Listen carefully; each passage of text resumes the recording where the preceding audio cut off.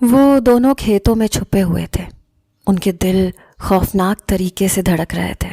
بالکل سامنے شہر جانے والی سڑک تھی، لیکن وہ جانتے تھے کہ وڈیرے نے اس سڑک پر جگہ جگہ پہرے بٹھائے ہوں گے۔ گاؤں سے بھاگ نکلنے کا بس یہی ایک راستہ تھا۔ اب تو واپسی کا بھی کوئی امکان نہ تھا۔ آگے کنواں تھا تو پیچھے کھائی۔ تبھی اس نے اپنے پہلو میں چادر میں لپٹے اس وجود کو دیکھا۔ وہ اپنی دائیں جانب اشارہ کر کے اسے کچھ دکھا رہی تھی کہ اچانک ایک دھماکے دار فائر کی آواز سے وہ دونوں لرز اٹھے۔ انہوں نے آؤ دیکھا نہ تاؤ اور اپنے دائیں جانب دوڑ لگا دی جہاں وہ آدمی۔ کسی نے مجھ سے ایک دفعہ سوال کیا تھا کہ اس دنیا میں سب سے بڑا گناہ کیا ہے، اور میں نے کہا تھا کہ شاید کسی کے ساتھ ظلم کرنا سب سے بڑا گناہ ہے۔ لیکن جس گاؤں میں ہم لوگ رہتے تھے، یہاں کا سب سے بڑا گناہ محبت کرنا تھا۔ وہ محبت جو خدا ایک چھوٹے سے معصوم بچے کو سکھا کے اس دنیا میں بھیجتا ہے، اسے اس معاشرے نے ایک گناہ بنا دیا ہے۔ جب ایک بچہ اس دنیا میں آتا ہے تو صرف محبت کے جذبے کو ہی پہچانتا ہے۔ غصہ، حسد، نفرت، لالچ، یہ سب کچھ تو اس معاشرے میں رہ کر سیکھتا ہے۔ لیکن میں ان لوگوں میں سے نہیں تھی جو محبت کرنا چاہتی تھی۔ کہتے ہیں کہ ایک ایسی لڑکی جو محبت سے ڈرتی ہے اور ایک دن محبت کر بیٹھتی ہے تو پھر اس کی محبت کی داستان سب سے اچھوتی ہوتی ہے۔ لیکن میں کسی داستان کا حصہ نہیں بننا چاہتی تھی۔ پھر بھی نظام ہمیشہ میری طرف ہی دیکھتا رہتا تھا۔ اس کا نام نظام تھا۔ وہ اس گاؤں میں محنت مزدوری کرنے والا ایک عام سا انسان تھا، اور میں اس گاؤں میں گاؤں کے بچوں کو قرآن پڑھانے والی ایک مولوی کی بیٹی تھی۔ ہمارے گاؤں پر وڈیرے حارث کی حکومت تھی۔ ویسے تو نہ تو یہ گاؤں اس کا تھا، نہ ہی حکومت کرنے کا حق، پر کیونکہ یہ گاؤں اس کے باپ دادا کی زمینوں پر بسا تھا اور یہاں کے لوگوں نے اس کے باپ دادا سے یہ زمینیں ادھار لے کر اس پر گھر بنائے تھے، اس لیے وہ ہم سب پر ایسے حکومت کرتا تھا جیسے سوائے سانس لینے کے علاوہ اس کی مرضی کے بنا ہم کچھ نہیں کر سکتے۔ گاؤں کی کسی بھی لڑکی کو شہر جا کر پڑھائی کرنے کی اجازت نہیں تھی، اور اگر لڑکے بھی جاتے تو ان کے اوپر بھی ہزاروں سوال کیے جاتے تھے۔ گاؤں میں کوئی بھی شہر سے رشتہ لینے نہیں جاتا تھا، نہ ہی شہر سے کوئی گاؤں رشتہ آتا تھا۔ جب بھی گاؤں میں کسی سہولت کے بنانے کی بات کرتے تو وہ بیچ میں ٹانگ اڑا دیتا۔ اس لیے یہاں پر نہ تو ہائی اسکول بنا، نہ ہی بڑا ہسپتال، اور نہ ہی اس طرح کی کوئی اور سہولت۔ صرف اتنا ہی نہیں، یہاں پر پسند کی شادی کو تو ایسا جرم بنا دیا گیا کہ کوئی خواب میں بھی پسند کی شادی کرنے کے بارے میں سوچ نہیں سکتا تھا، کیونکہ اسی حارث کی ایک بہن نے گھر سے بھاگ کر شادی کی تھی، اور جب اسے وہ لڑکی مل گئی تو پھر اس نے اس کے ساتھ جو معاملہ کیا تھا وہ پورے گاؤں نے دیکھا تھا۔ اسی لیے لوگ اس سے ڈرتے تھے کہ جو اپنی چھوٹی بہن کے لیے اتنا سا بھی رحم نہ لا سکا کہ اس کی جان بخشی کر نہ سکا تو باقیوں کے ساتھ کیا کرے گا؟ جبکہ اس کی بہن نے تو نکاح کیا تھا۔ اس نے سارے گاؤں کے سامنے اپنی بہن کو اس دنیا سے بھیج دیا، اور اس کے شوہر کے ساتھ اور بھی برا کیا۔ اسی لیے سب ڈرتے تھے، پر نظام نہیں ڈرتا تھا۔ ایک دن وہ بھی آیا میری زندگی میں جو نہ آتا تو شاید اتنے مسئلے نہ ہوتے۔ وہ دن یہ خبر لے کر آیا تھا کہ میرے بابا کی طبیعت بہت زیادہ خراب ہو گئی تھی۔ اچانک سے ہی ان کا دل بیٹھ گیا۔ ہم لوگ اس وقت کھیتوں میں کام کر رہے تھے۔ میں اپنے بابا کو کسی بھی طرح ڈاکٹر کے پاس نہیں لے جا سکتی تھی۔ یہاں پر ڈاکٹر کے نام پر شہر کے کسی ہسپتال میں کام کرنے والا ایک ڈسپینسری کا آدمی بیٹھا ہوا تھا۔ سب اسے ڈاکٹر ہی کہتے تھے۔ میں آس پاس دیکھ رہی تھی، وہاں کوئی بھی نہیں تھا۔ میں کیسے اپنے بابا کو لے جاتی؟ جب اچانک وہاں نظام آ گیا، اپنے مضبوط بازوؤں میں میرے بابا کو اٹھا کر ڈاکٹر کے پاس لے گیا۔ میں نے اس کا شکریہ ادا کیا، اور وہ مجھے عجیب نظروں سے دیکھنے لگا۔ اس کی آنکھوں میں کوئی غلط ارادہ نہیں تھا، پر کچھ تو ایسا تھا جو میرے دل میں بھی گھر کر گیا۔ اور پھر ہم کبھی آمنے سامنے آ جاتے تو ایک دوسرے کو دور دور سے دیکھتے تھے، کیونکہ حارث نے کہا تھا کہ کھیتوں میں کام کرنا سب کے لیے ایسے ہی ضروری ہے جیسے 3 وقت کا کھانا کھانا، اور پھر وہ ان کھیتوں کی کمائی اپنے پاس رکھ لیتا تھا، اور ہم لوگوں کو روزانہ کی اجرت دے دیا کرتا تھا جو بہت زیادہ کم تھی۔ اس لیے سارے گاؤں والوں کو ہی کھیتوں میں کام کرنا پڑتا تھا۔ وہاں پر کبھی کبھی میری اس سے نظر مل جاتی، اور اب تو وہ باتوں پر اتر آیا تھا۔ مجھے بلا لیتا تھا، مجھ سے کوئی بات پوچھ لیتا تھا۔ میں اسے کہتی تھی کہ ایسے نہیں کرو، نہیں تو ہم لوگ بہت برا پھنس جائیں گے، پر وہ کہتا تھا کہ مجھے کسی کا ڈر نہیں ہے، یہ وڈیرا حارث نہ تو حکومت کا بندہ ہے، نہ ہی اس نے ہمیں خرید رکھا ہے، ہمیں اس کے خلاف آواز اٹھانی ہوگی۔ اگر بابا چاہتے تو نظام کے ساتھ میرا نکاح کروا سکتے تھے، لیکن سب سے بڑا مسئلہ یہ تھا کہ نظام کا تعلق ایک نیچ ذات سے تھا، اور میرے بابا سید تھے۔ بابا نے تو پہلے سے ہی کہہ رکھا تھا کہ وہ میری شادی صرف اور صرف کسی سید کے ساتھ ہی کروائیں گے۔ میں ایک سید زادی تھی اور میری شادی کسی نیچ ذات کے مرد سے نہیں ہو سکتی تھی۔ پر وہ کہتے ہیں نا، عشق نہ پوچھے دین دھرم نو، عشق نہ پوچھے ذاتا، عشق دے ہتھوں گرم لہو وچ ڈبیاں لکھ باراتا۔ نظام میرے لیے پاگل ہو چکا تھا، اور وہ بھی تب جب میں اسے یہ بھی کہہ چکی تھی کہ مجھے بھی اس سے محبت ہے۔ اس نے کہا کہ میں تو اپنی محبت کو یک طرفہ سمجھتا تھا، پر اب یہ جاننے کے بعد کہ تم بھی مجھے چاہتی ہو، میں پیچھے نہیں ہٹوں گا۔ وڈیرا حارث تو کیا، میں سارے زمانے سے لڑ جاؤں گا۔ میں نے کہا کہ یہ باتیں کرنا تو آسان ہے، لیکن تم لڑ نہیں پاؤ گے۔ اس نے کہا کہ تمہیں کیا لگتا ہے میں کسی اور جگہ سے آیا ہوں؟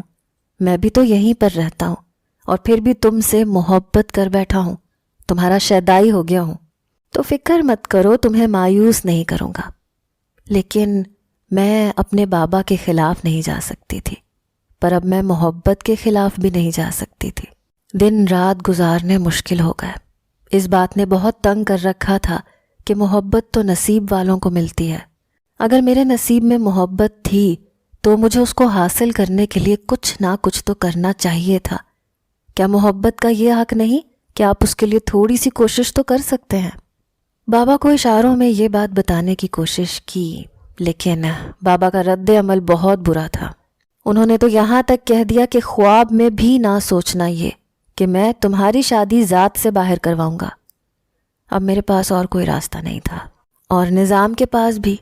نظام کے گھر والوں کو ذات پات کے مسئلے سے تو کوئی سروکار نہیں تھا، لیکن اس گاؤں میں پسند کی شادی کرنا ایک بہت بڑا جرم تھا، اور وہ اس جرم کے مرتکب نہیں ہونا چاہتے تھے، اس لیے وہ بھی اس کھیل میں پیچھے تھے، اور نہ 3 میں تھے نہ 13 میں۔ ہم لوگوں نے ارادہ کر لیا تھا کہ ہم لوگ چھپ کر نکاح کر لیں گے، اور پھر کسی دن موقع دیکھ کر اس گاؤں سے بھاگ جائیں گے، جبکہ ہم دونوں اچھی طرح جانتے تھے کہ یہ سب اتنا آسان نہیں تھا۔ میں نظام کو دیکھتی تھی تو سوچتی تھی کہ وہ کیسے اتنی بڑی بڑی باتیں کر لیتا ہے، پر ایک دن اس نے سارا انتظام کر لیا۔ قاری صاحب بھی اسی گاؤں کے تھے۔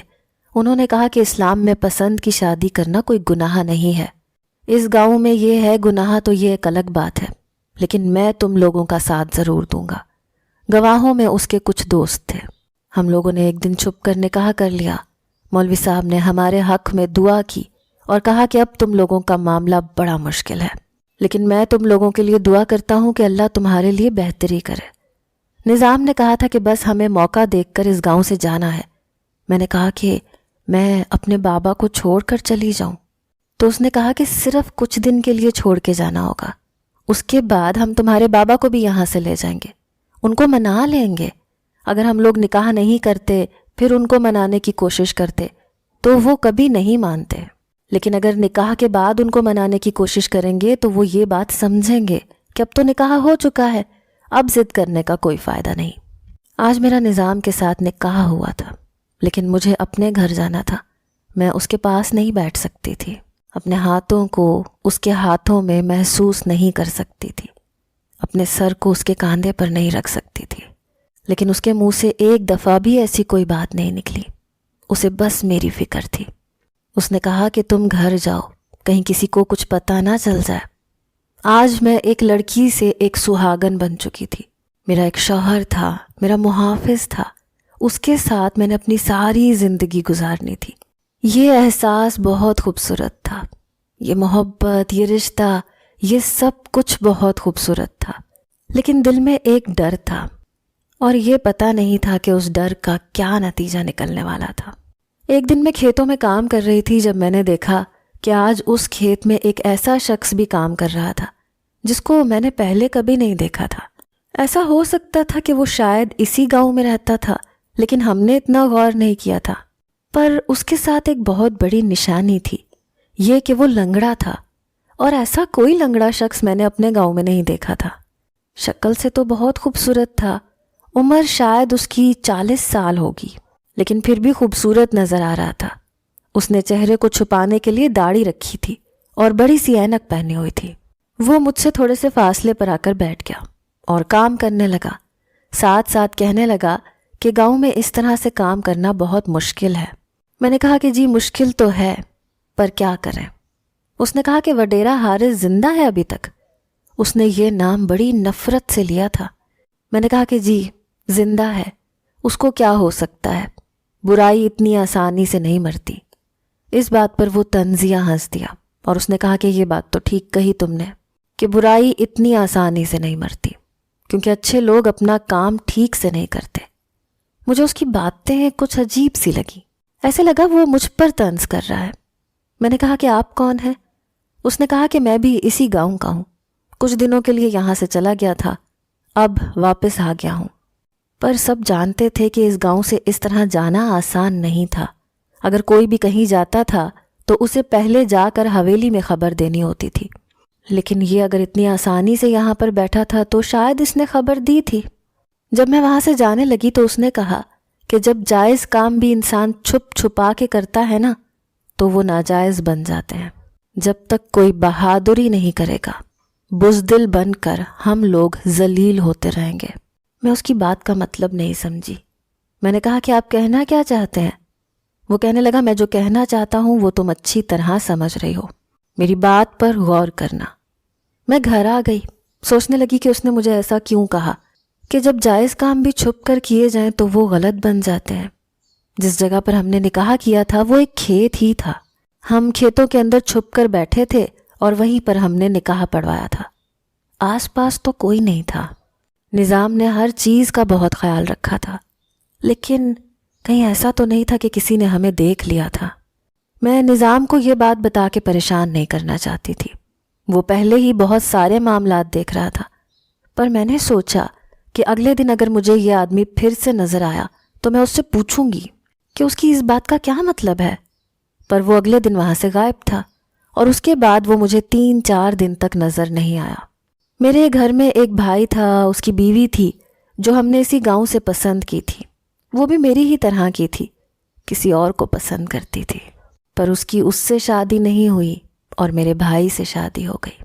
میرا بھائی برا آدمی تو نہیں تھا، لیکن میری بھابھی کو اپنی محبت نہیں ملی۔ اس بات کے بارے میں اس نے مجھے بتایا تو مجھے اچھا نہیں لگا، کیونکہ میرے دل میں بھی تو محبت تھی، اس لیے میں ان باتوں کو سمجھ سکتی تھی۔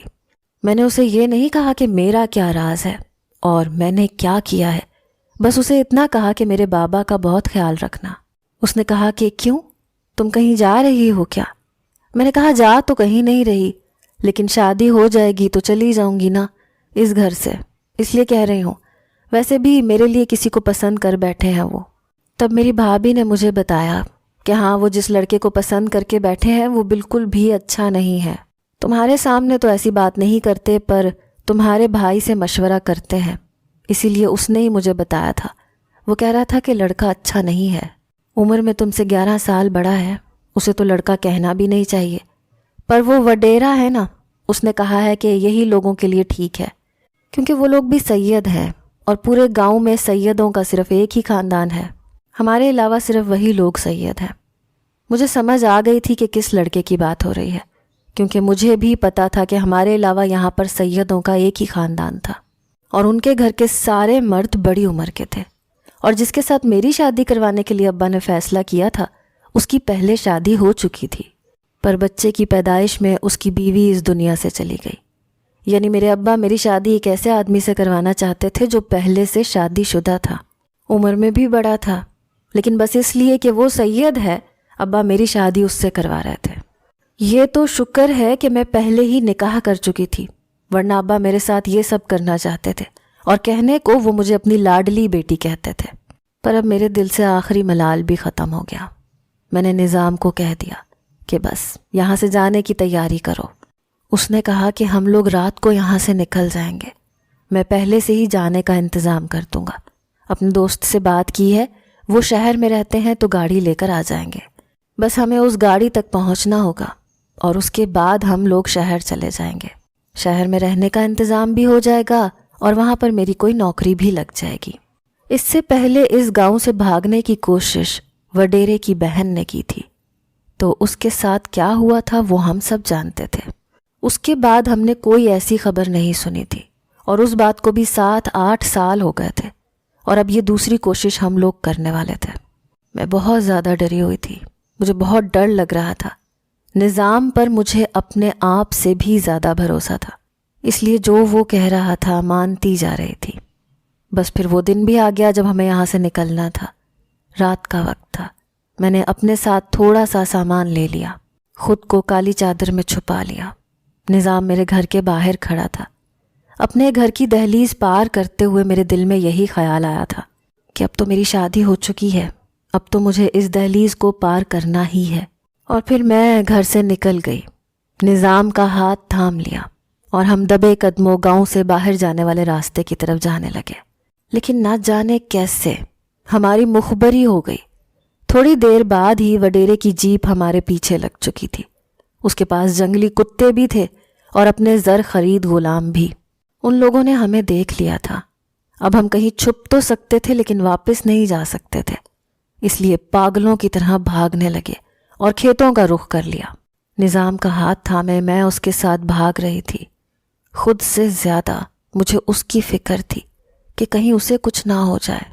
اب دل میں اور کوئی بات نہیں آ رہی تھی، بس صرف یہی سوچ رہے تھے کہ جلد سے جلد یہاں سے نکل جائیں۔ لیکن جس طرف ہم لوگوں نے جانا تھا اور جہاں پر گاڑی والا ہمارا انتظار کر رہا تھا، ہم اس کے مخالف سمت میں بھاگ رہے تھے، کیونکہ اب تو بس ہمیں اپنی جان بچانے کی ہی پڑی تھی۔ بھاگتے بھاگتے ہم ایک کھیت میں جا چھپے۔ دور سے ہی نظام نے دیکھ لیا تھا کہ جو راستہ گاؤں سے باہر جاتا ہے وہاں پر پہلے سے وڈیرے کے آدمی کھڑے ہیں۔ ہماری مخبری کس نے کی تھی یہ ہم نہیں جانتے تھے۔ شاید وہ بات ٹھیک تھی کہ اس گاؤں میں ہر بات وڈیرے تک پہنچ جاتی ہے۔ ہم نے ہی اس معاملے کو ہلکا لیا تھا، یہاں پر تو صرف سانس ہی اپنی مرضی سے لی جاتی تھی۔ تو پھر ہم نے تو اتنا بڑا قدم اٹھا لیا تھا، اور یہ کیسے سوچ لیا کہ ہمارے لیے مسئلہ نہیں بنے گا۔ وہ لوگ ہمیں پاگلوں کی طرح ڈھونڈ رہے تھے، اور ڈھونڈتے ہی وہ ہمارے ساتھ کیا کرتے یہ ہم پہلے سے جانتے تھے۔ یا تو وہ ہمیں اسی وقت ختم کر دیتے، اور یا پھر سارے گاؤں کے سامنے ہمارا تماشا لگاتے۔ میرے بابا اپنے گھر میں سکون سے سو رہے تھے۔ ان کو پتہ بھی نہیں تھا کہ ان کی اولاد کتنی بڑی مشکل میں پھنس چکی تھی۔ میں نے آسمان کی طرف دیکھا، آج تو آسمان میں چاند بھی نظر نہیں آ رہا تھا، کہیں سے بھی امید اور روشنی کی کوئی کرن نظر نہیں آ رہی تھی۔ میں نے نظام کے ہاتھ کو مضبوطی سے پکڑ لیا۔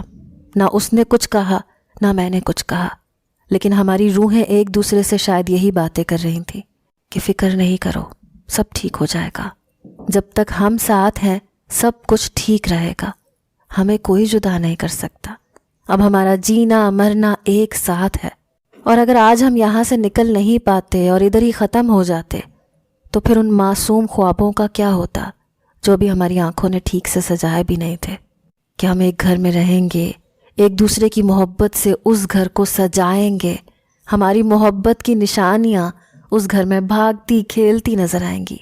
وہ ہمارا چھوٹا سا آشیانہ ہوگا جس کے اندر ہم اپنی زندگی کے خوبصورت لمحات گزاریں گے۔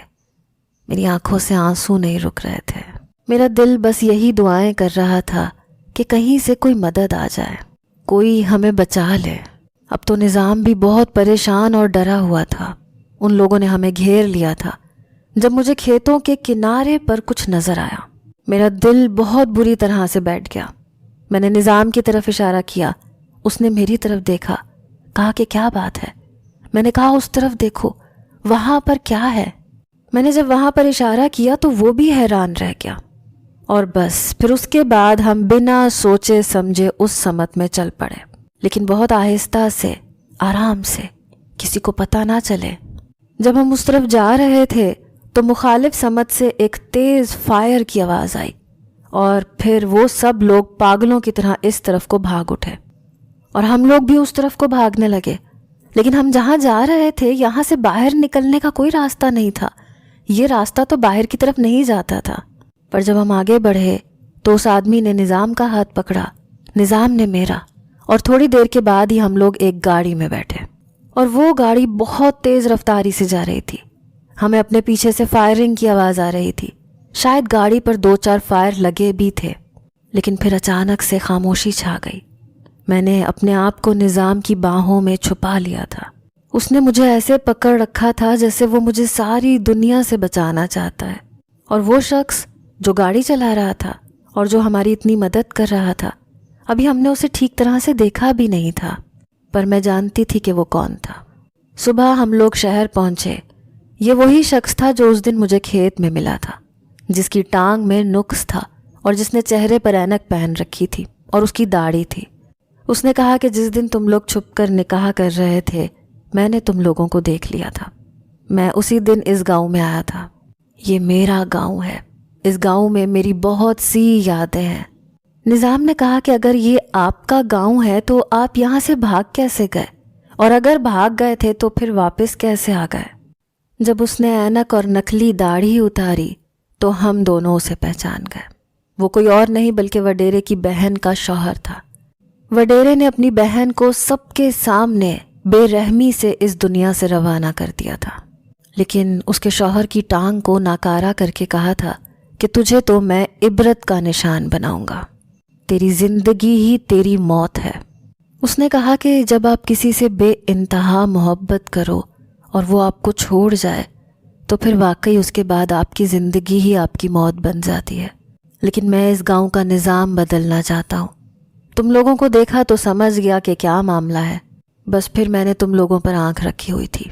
میں کسی طرح مدد کرنا چاہتا تھا، اور دیکھو موقع بھی مل گیا۔ اسی نے ہماری مدد کی، اسی نے ہمیں اس گاؤں سے نکالا۔ اس کے بعد اس نے ہمارے لیے رہنے کی جگہ کا بھی انتظام کیا اور نظام کے لیے ایک نوکری کا بھی انتظام کر دیا۔ پتہ چلا کہ وہ ایک امیر آدمی تھا، گاؤں کے اچھے خاندان سے تھا اور بالکل وڈیرے کے ہم پلہ تھا، مگر پھر بھی اس نے اپنی بہن کو عزت سے رخصت نہیں کیا، صرف اپنی جھوٹی سی انا کے لیے۔ اس نے یہ سب کچھ کیا ورنہ اسے کیا قباحت تھی اس رشتے میں۔ یہ آدمی بھی اچھا تھا، یہ لوگ نکاح بھی کر چکے تھے، بس وہی کہتے ہیں نا کہ لوگ اپنی انا کے پیچھے کچھ بھی کرتے ہیں۔ وہ ایک دن ہمیں اس کے گھر بھی لے کر گیا تھا۔ وہاں پر ابھی بھی اس کی مرحومہ بیوی کی تصویریں لگی ہوئی تھیں۔ اس نے کہا کہ جو محبت کرتا ہے اور جو اپنی محبت کو کھو چکا ہوتا ہے، وہی دو محبت کرنے والوں کا درد سمجھ سکتا ہے۔ اسی لیے میں نے تم دونوں کی مدد کی ہے۔ ہم دونوں تو اس گاؤں سے نکل کر آ گئے، اپنی محبت کو پا لیا اور اپنی زندگی گزار رہے ہیں، لیکن اس گاؤں کے باقی لوگوں کے لیے ابھی بھی دل جلتا ہے۔ کوشش کر رہے ہیں کہ کچھ نہ کچھ کریں۔ یہ آدمی ابھی بھی کوشش کر رہا ہے، کہتا ہے کہ اس گاؤں سے وڈیرے کا ظلم ختم کرنے کے لیے کسی بہت بڑے پلان کی ضرورت ہے، اور یہ سب اتنا آسان نہیں ہے، لیکن میں اتنے سالوں سے یہی کوشش کر رہا ہوں، اور تم لوگوں کو بھی میری مدد کرنی ہوگی، اور ہم نے بھی کہا ہے کہ ہم ہر طرح سے تمہاری مدد کرنے کی کوشش کریں گے۔